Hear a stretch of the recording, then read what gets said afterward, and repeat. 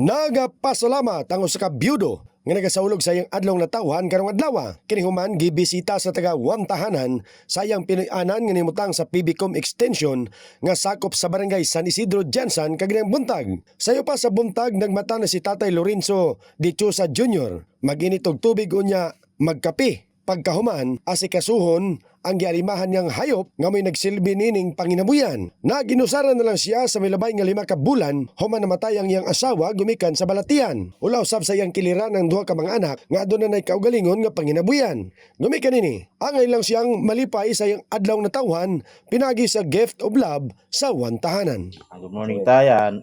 Aniya kami diri karon paghatag sa Wantahanan. Aniya diri ang mga grasya na madawat nimo karong buntaga. Happy birthday tay.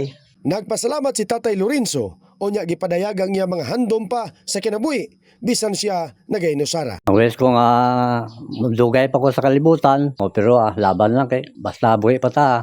May kuan pag-asa. Salamat sa Wantahanan sa party list. Daga birthday gift. Nalipay ko. Malipayong adlaw na tawhan kay Tatay Lorenzo sa tabang sa Ginoo matuman ang imong mga gihandom. In the heart of changing lives, Christopher Jason sa 89.5 Brigada News FM Jansan, The Music News Authority.